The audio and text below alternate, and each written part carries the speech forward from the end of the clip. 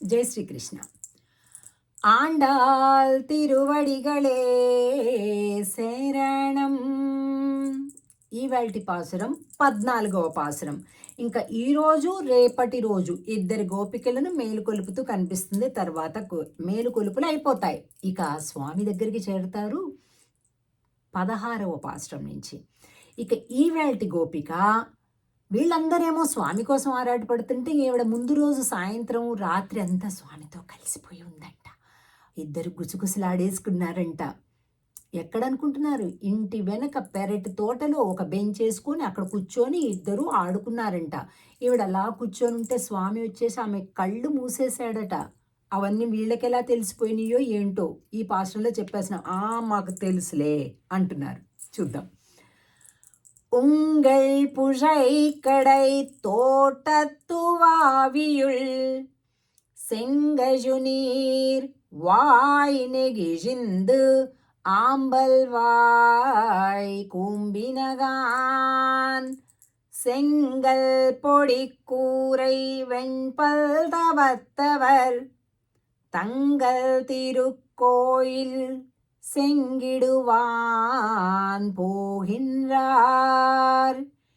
எங்களை முன்னம் எழுப்புவான் வாய் பேசும் நங்காய் எழுந்திராய் நாணாதாய் நாவுடையாய் செங்கொடு செக்கரம் ஏந்தும் தடக்கையன் பங்கைய கண்ணானை பாடு ఏలోరెంబావాయ్.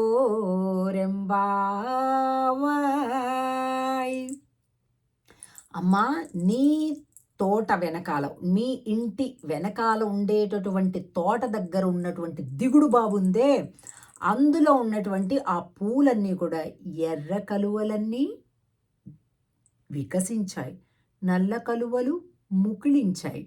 అమ్మవారి కళ్ళు నలుపు, స్వామివారి కళ్ళు ఎరుపు. అంటే ఏంటి? నల్ల కలువలు ముకుళించిపోయాయి. ఈమెను చూడగానే స్వామివారి కళ్ళు ఎర్రటి కలువలు వికసించిపోయాయి. ఇండైరెక్ట్గా ఎలా దెబ్బ కొట్టేశారు చూడండి. ముందు రోజు ఏం జరిగిందో మాకు తెలుసు. నీ తోటలో మీరిద్దరూ ఆ దిగుడు బావి దగ్గర పక్కనే కూర్చొని హాయిగా ఆడుకున్నారే, చూడండి ఎలా ఉంటుంది. మనందరం కలిపి అక్కడికి వెళ్దాం అనుకున్నదల్లా ముందు రోజు ఈమె స్వామితోటి ఆ ఆనందాన్ని అనుభవించేసి ఆటలు పాటలు పాడేసుకుంటే అలా ఉందన్నమాట. ఇప్పుడు ఈ గోపిక సెంగల్ పొడి కూరై వెన్పల్ తవత్తవర్, అందరూ కూడా తెల్లటి పలువరస కలిగినటువంటి ఆ స్వాములందరూ కూడా ఆలయాలకి కోవిలకి కూడా వెళ్ళిపోయారట కదా.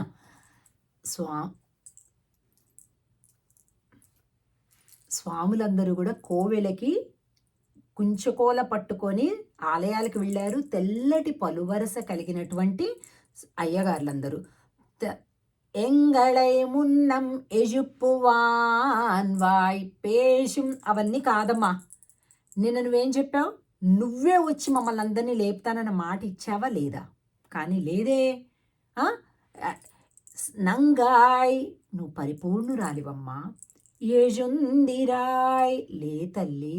నాణాదాయ్, సిగ్గులేదా? నా ఉడయాయ్, సిగ్గు ఎవరికి ఉండదు తెలుసా? భక్తి కలిగిన వాళ్ళకి సిగ్గు ఉండదండి. అంటే ఏంటో తెలుసా?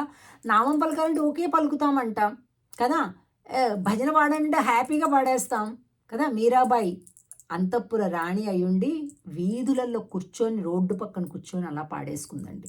తెలీదు మన స్థితి. మనం రాణులము, మనం గొప్పోళ్ళం. ఇవన్నీ ఈగోస్ అండి.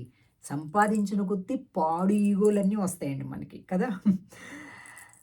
సెంగొడు సెక్కరం ఏందుం తడక్కయ్యన్ పంగయ్య కణన. స్వామిని చూడండి, శంఖ చక్రాలు పెట్టుకొని కదా, పుండరీకాక్షుడు చక్కటి పెద్దని నేత్రాలు పెట్టుకొని ఉన్నటువంటి స్వామిని పాడాలన్నీ కనిపించట్లే. దాతల్లి వెళ్దాం అంటుంది, ఆహ్వానిస్తుంది. జై శ్రీకృష్ణ. ఆండాల్ తిరువడిగళే శరణం.